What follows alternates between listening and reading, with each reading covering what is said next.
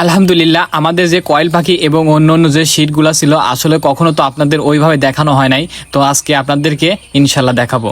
তো প্রথমেই দেখতে পাচ্ছেন এখানে কিছু চিনি হাঁস এবং কয়েল পাখি সবগুলাই কিন্তু আছে এবং মুরগির বাচ্চাও আছে। আর এই পাশে ছিল কিন্তু অস্ট্রেলিয়ান কিছু খরগোশ, যেটার নাম ছিল হলের নব। আর এইটা আপনি সামনে সামনে দেখতে পারলেই বুঝতে পারবেন আসলে কতটা সুন্দর।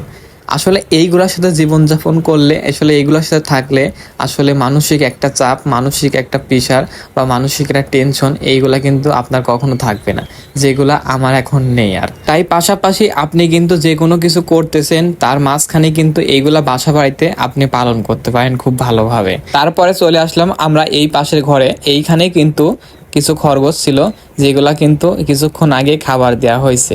আর এইগুলা কিন্তু ঘাস খায়, আর এইগুলা এক জাতের আর ওইগুলা ছিল আর এক জাতের। আর আমাদের কাছে সব রকম জাতের সব রকম খরগোশ পেয়ে তারপরে চলে আসলাম আমি এই পাশে। আর এই পাশে কিন্তু কিছু কয়েল পাখির বাচ্চা ছিল যেগুলো 10 দিন পারে বয়স। আর সবগুলাই কিন্তু সেল হবে, আমাদের সাথে যোগাযোগ করে নিতে পারেন। আর কিছুদিন আগে কিছু ডিম দেওয়া হয়েছিল, আসলে ডিমগুলা ভালো না থাকার কারণে ডিমগুলা সবগুলা কিন্তু নষ্ট হয়ে গেছে। আসলে অতিরিক্ত গরম থাকলে এরকমই হয়। তাই বসে না থেকে বাসা বাড়িতে আপনারা কিন্তু এইগুলা পালন করে আপনারা ভালো টাকা ইনকাম করতে পারেন। যারা বেকার আছেন তারা কিন্তু এরকম উদ্যোগ নিতে পারেন।